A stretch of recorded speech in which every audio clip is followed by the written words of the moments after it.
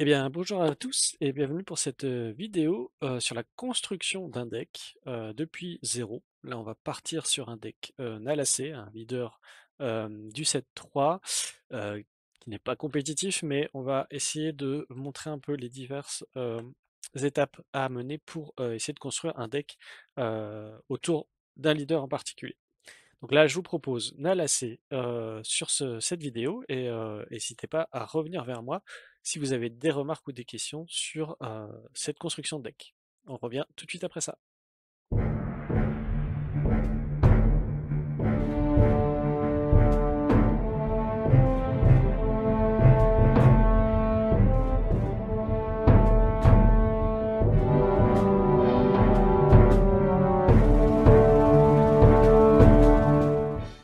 On va essayer de construire un deck autour de ce leader. Donc Nalacé, c'est un leader vigilance infamie qui a une capacité constante d'ignorer la pénalité d'affinité des clones, des unités clones que l'on va jouer.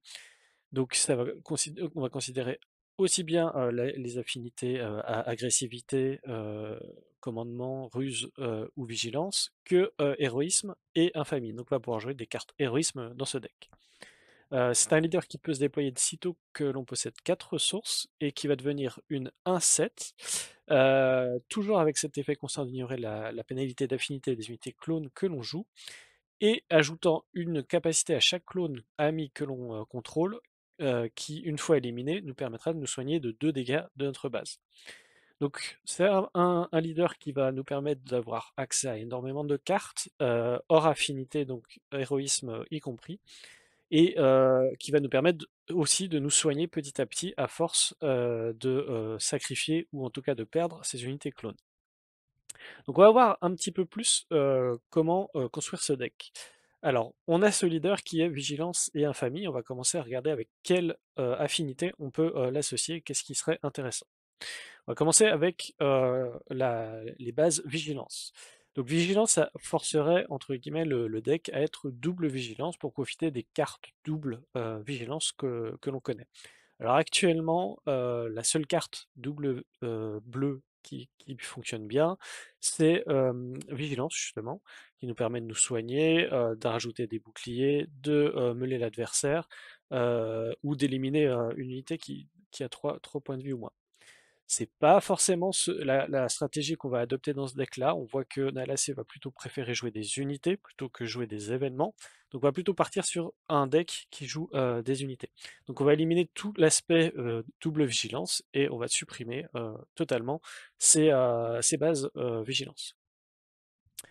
Commandement, on est beaucoup plus intéressé parce que commandement, c'est une affinité qui tourne autour des unités, quelque chose qu'on veut faire dans un deck qui tourne autour des unités clones. Donc on va plutôt privilégier cette affinité-là. On a 3 choix de base actuellement, donc 2 bases rares qui sont le laboratoire de conversion d'énergie et l'usine de droïdes, et les bases à 30 points de vie. L'usine de droïdes nous permet de construire de déployer de créer des jetons droïdes de combat, donc qui ne sont pas des clones, qui ne rentrent pas vraiment dans la stratégie Nalacé, donc on ne va pas trop la considérer. Et le laboratoire de conversion d'énergie, par contre, nous permet d'utiliser ces unités-là qu'on va pouvoir choisir en fonction de cette base-là pour en profiter un maximum. On pourrait se dire partir sur le centre de commandement qui a 30 points de vie, donc 5 points de vie supplémentaires, mais comme on a un leader qui va nous permettre de nous soigner au fur et à mesure de la partie, on peut se permettre d'avoir une base qui a un pouvoir puissant qui nous permettra de reprendre l'avantage, ou en tout cas de tenir plus longtemps dans la partie avec le soin que nous propose le leader. Donc pour ce choix d'affinité, on va plutôt partir sur la base de conversion d'énergie. On va quand même regarder un petit peu les autres affinités.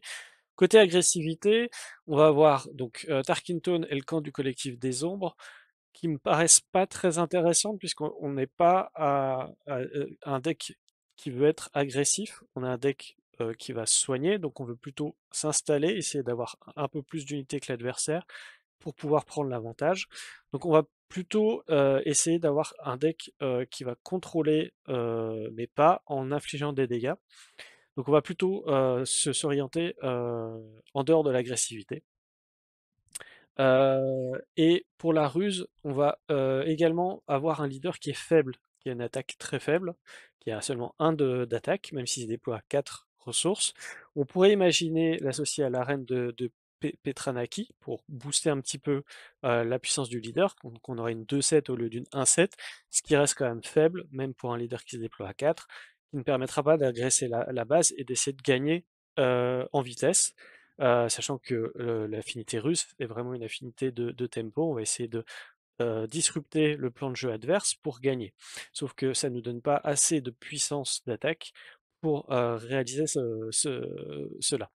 Donc on va aussi éliminer la ruse et on ne va conserver finalement que l'affinité commandement avec le laboratoire de conversion d'énergie et compter sur le soin que propose le leader au cours de la partie pour valoriser ces 5 points de vie perdus et l'action épique de la base.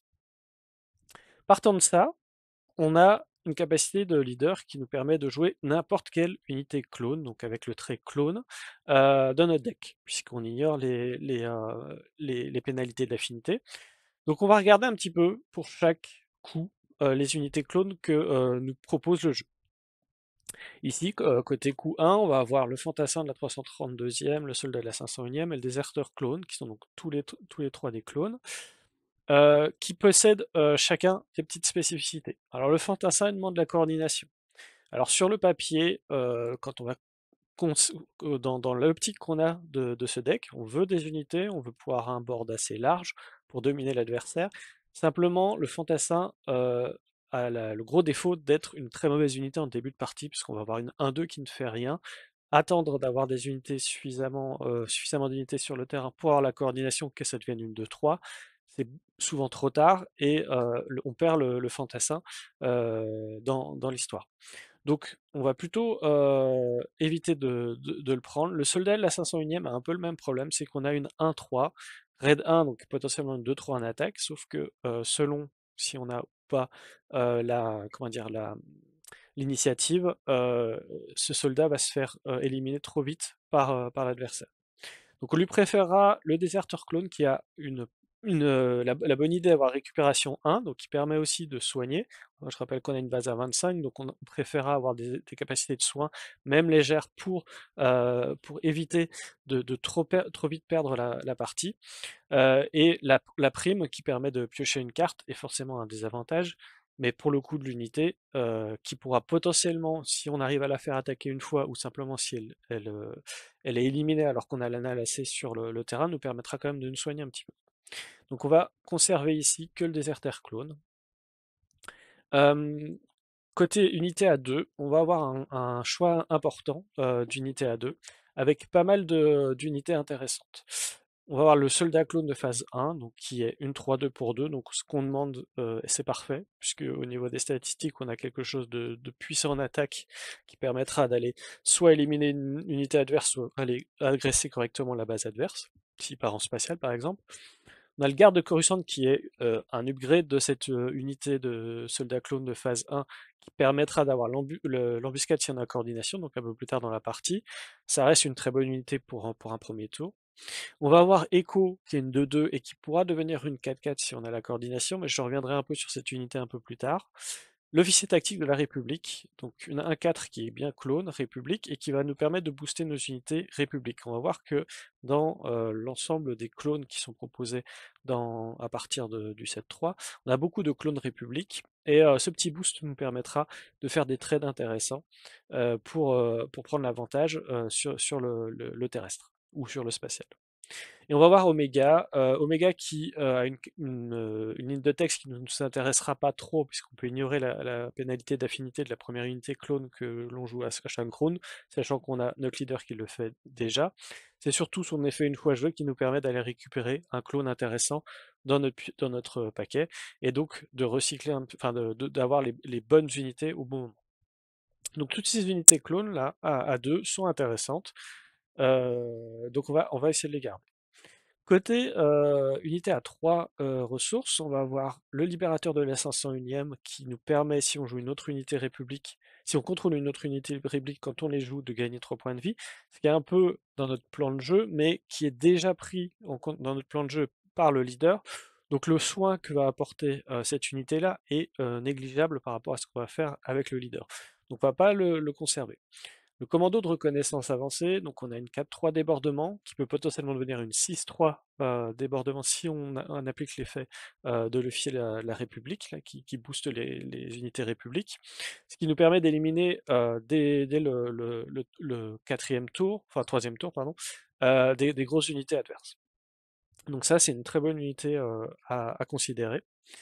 La 40e corps d'élite qui peut devenir une 3-6 si on a coordination, on va pas trop la considérer non plus, puisqu'on a peu d'intérêt à la, à la jouer en début de partie. Ce sera plus sur une unité en milieu de partie, mais on aura certainement mieux à jouer. Donc on va pas trop la considérer. Ça va être pareil pour l'infanterie de la 212e. Ça nécessite la coordination pour avoir une sentinelle qui n'est ne seulement 2-4. Elle aurait été 3-4, ça aurait été beaucoup plus intéressant. Mais la 2 d'attaque, ça ne suffira pas, puisque l'adversaire trouvera toujours un moyen de l'éliminer sans perdre ses unités.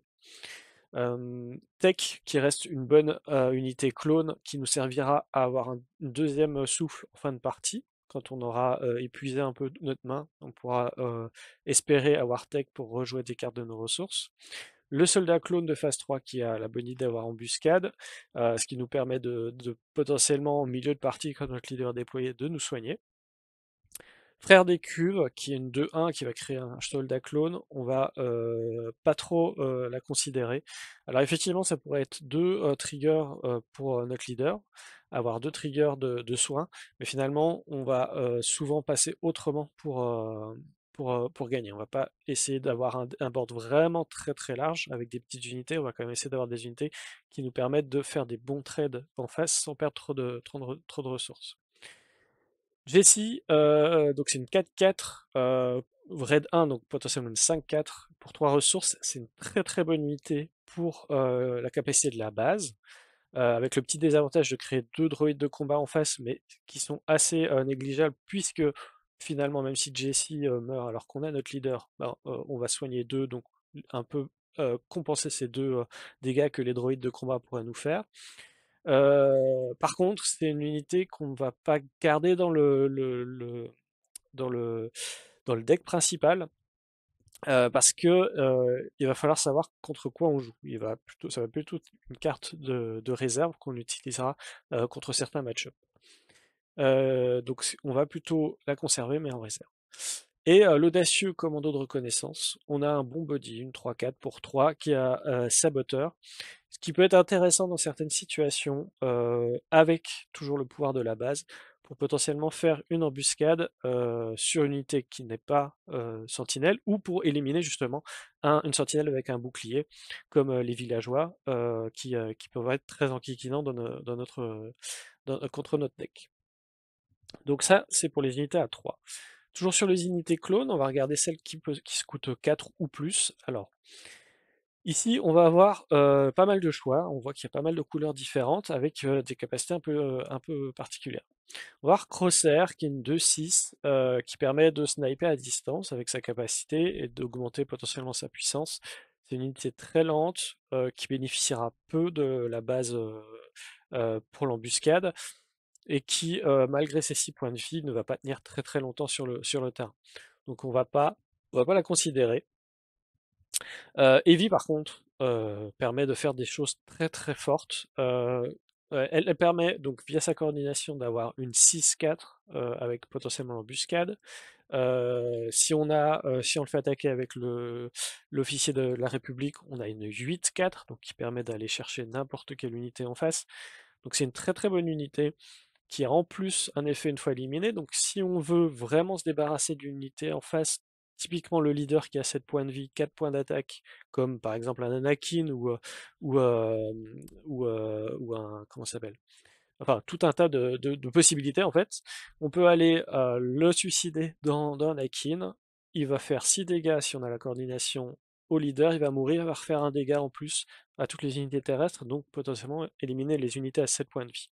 Donc une très bonne unité si on peut jouer dessus avec l'embuscade. On va jouer aussi Echo, Echo qui a la bonne idée d'avoir récupération 2, toujours dans notre plan de jeu, et qui va nous permettre potentiellement d'avoir une 6-6 sur le terrain. quand on le joue si on a un autre écho en main, que ce soit le écho qui coûte 4 ou le écho qui coûte 2 qu'on a vu un peu plus tard, qu'on va éviter de jouer en premier tour, qu'on va plutôt garder plus en milieu de partie quand on aura un board suffisamment large. Donc ça nous permet potentiellement d'avoir une 6-6 au tour où on a 4 ressources qui fait récupération 2, ce qui est assez puissant si on a un peu de chance dans le tirage. On va avoir Five qui a pareil saboteur, donc une capacité intéressante pour gérer les boucliers ou les sentinelles, passer à travers les sentinelles, entre guillemets, qui a aussi un petit effet sympathique de pioche. Alors il sera un peu plus situationnel, ce sera également une unité plutôt pour le side, parce qu'on n'aura pas une utilité dans le deck principal systématiquement. Ce sera plutôt pour les parties longues. Le commandant clone Cody, comme on a dit, on veut un board assez large et donc profiter de l'effet de coordination qui va booster tout notre board avec la capacité de Cody et donner le débordement. Donc ça nous permettra d'aller suicider entre guillemets nos clones dans les unités adverses pour à la fois soigner notre base et faire des dégâts sur la base adverse. Donc très intéressant. Et ça combat très bien avec Wrecker et le Capitaine Rex, qui sont des unités qu'on souhaitera jouer avec la capacité de la base. Wrecker parce qu'il permet de gérer une unité et en plus d'aller attaquer une unité et de faire des dégâts à la base, donc c'est énorme. Et le Capitaine Rex qui permet de faire tout de suite un gros board, conserver la coordination du commandant Clone Cody un peu plus longtemps et tenir sur la durée, tout en soignant notre base si on perd nos unités. Toujours si on a notre leader en jeu, bien entendu. On va essayer de rajouter quelques unités support, on va dire, dans cette optique-là. Donc on joue une base commandement et un leader vigilance. Donc on a quand même le choix parmi toutes ces unités-là. Il y en aurait d'autres, hein. C'est un exemple que j'ai choisi parmi tant d'autres. Yang, qui est une carte qui permet de booster une unité amie. Alors, on pourrait y mettre très bien, imaginer booster tout de suite notre leader pour qu'il devienne une 3-9, ce qui permettrait de faire de beaux échanges en cours de partie avec un leader beaucoup plus solide et qui va donner des difficultés à l'adversaire pour le supprimer et éviter le soin que apporte le leader une fois déployé. L'Arc 170, parce que pour l'instant on n'est pas du tout présent spatial. La 170, c'est une unité République. Une 3-4 en spatial, on lui demande pas beaucoup plus. Ça permettra d'aller ralentir un peu l'adversaire s'il est parti en spatial et de tenir assez longtemps, voire de faire quelques dégâts. Et ça permet d'avoir la coordination un peu plus facilement. Le bataillon inébranlable, donc c'est une unité qu'on va garder selon les match-ups contre certains leaders pour one-shot le leader une fois qu'il est déployé. On a un leader qui se déploie plus tôt que les leaders adverses, donc hormis Sabine ou Lando, euh, ou Assage Ventress maintenant. Ce qui nous permet en fait d'avoir notre leader de près au moment où le leader adverse va se déployer. Donc si on a la chance d'avoir le bataillon inébranlable en main et d'avoir encore la capacité de notre base, on va pouvoir faire notre fameux 7-7 débordement embuscade en jouant le bataillon inébranlable pour aller détruire le leader adverse au moment où il se déploie et prendre un avantage certain sur le reste de la partie.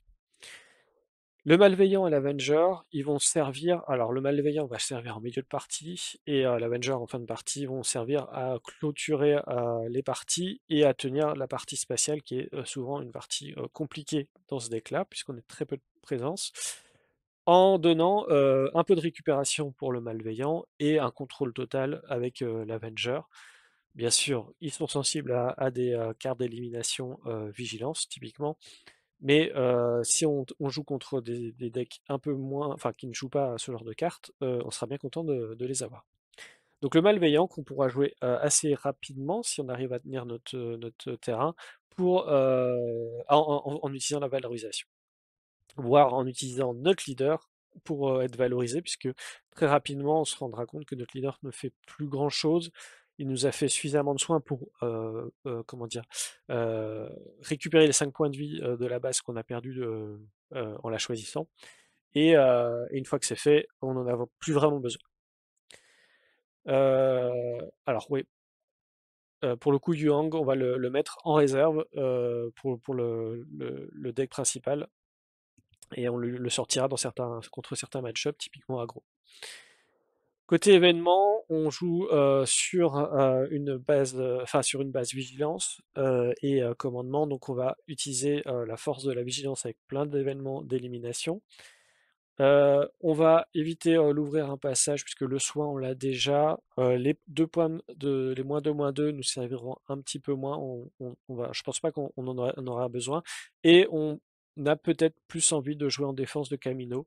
Donc on a troqué le slot d'ouvrir un passage pour en défense de Camino, qui nous permet, comme on a beaucoup d'unités républiques, d'avoir beaucoup de soins sur une phase et de retrouver des soldats clones encore. Donc potentiellement, on peut se soigner énormément avec cet événement-là si on a 3-4 unités clones, voire le leader en plus sur le terrain à ce moment-là. Euh, Barrage dévastateur, c'est un peu particulier. Effectivement, on n'est pas sur un deck qui va proposer des grosses unités, donc le barrage dévastateur va pas être forcément la solution à tous nos problèmes. On a un leader avec peu d'attaque. On va avoir beaucoup d'unités qui auront 2, 3, 4 points d'attaque. Donc le barrage sera pas si dévastateur que ça. Donc c'est plutôt une carte qu'on va garder en réserve contre aggro quand on sait que l'adversaire ne joue pas des grosses unités. S'il joue des grosses unités, ce barrage aura beaucoup moins d'intérêt.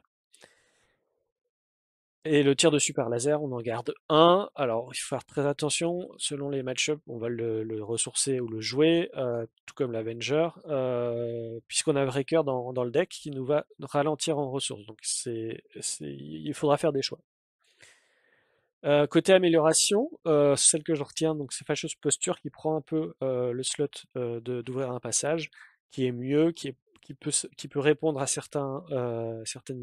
comment dire, certaines actions adverses, qui est plus intéressante, mais qu'on va plutôt mettre en side pour le deck principal, et on va lui préférer Traître, qui nous permettra d'avoir plus facilement coordination, de prendre l'avantage sur le terrain, de déclencher notre coordination et du coup d'avoir vraiment tous nos effets intéressants qui se mettent en place.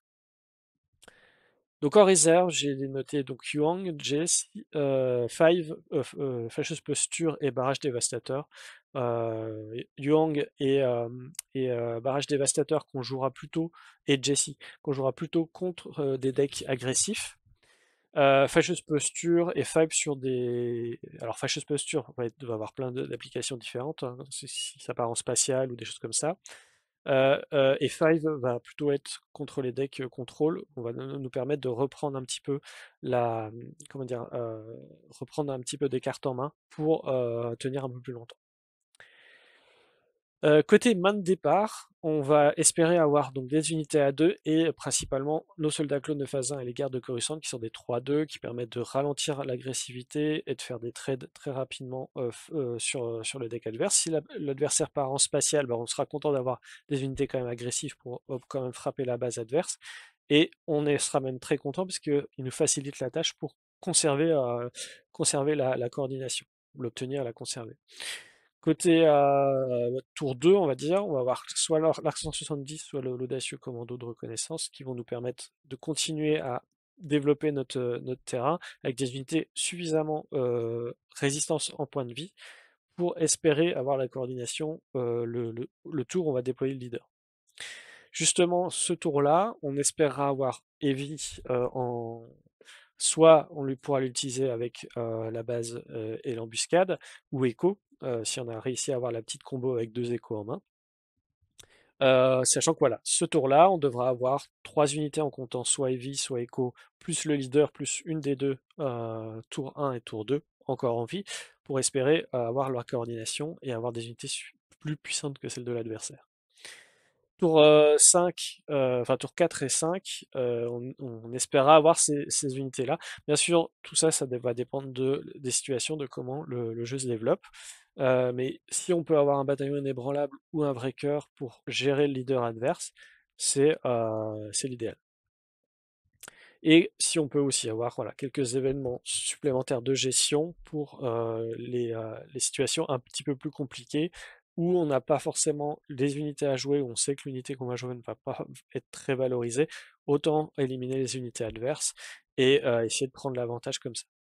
Donc voici la liste finale du deck, qui est assez plaisant à jouer parce qu'on a plein de petites cartes différentes qu'on voit pas forcément dans les mêmes decks du coup, avec cette pluralité d'affinités.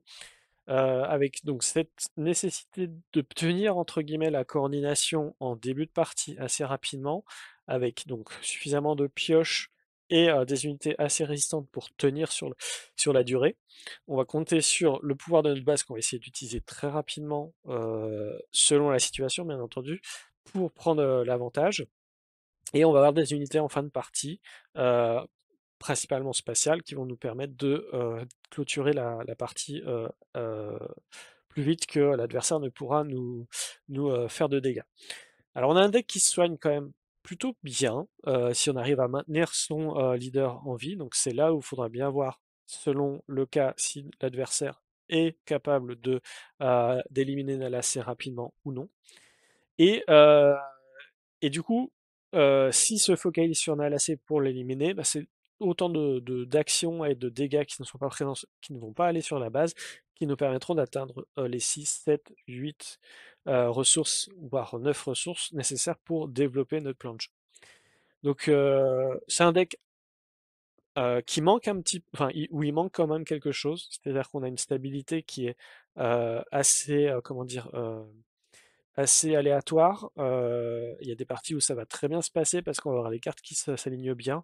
On va pouvoir sortir notre écho avec de jetons expérience ou notre commando clone Cody qui va bien booster notre board sans que l'adversaire ait de réponse efficace en face. Par contre, il y a certaines situations où on s'épuise au niveau des cartes en main, on s'épuise au niveau des unités en jeu, et si l'adversaire lit bien notre plan de jeu, c'est plus compliqué de tenir. On va être très sensible aux remontées en main, puisqu'on va souvent jouer nos unités dans la courbe de ressources. Il va falloir donc s'adapter, potentiellement accepter de jouer 2 unités petites dans le tour plutôt qu'une grosse. Il faudra faire bien attention aussi au match-up en fonction de l'adversaire, ce que joue l'adversaire. S'il joue vigilance, euh, ou ruse, on va souvent voir nos grosses unités être gérées très rapidement sans faire beaucoup de value. Donc il faudra bien être attentif à tout ça. En défense de Camino peut faire des merveilles, mais peut aussi être une carte morte en fonction de la situation. Donc c'est tout un tas de situations qui montrent que le deck n'est pas très stable et qui n'est pas ouvert à tous les match-ups. Mais ça reste un deck assez agréable à jouer, de jouer aussi un leader qu'on n'a pas l'habitude de voir. C'est aussi agréable pour votre adversaire de devoir contrer, entre guillemets, réfléchir comment contrer la situation.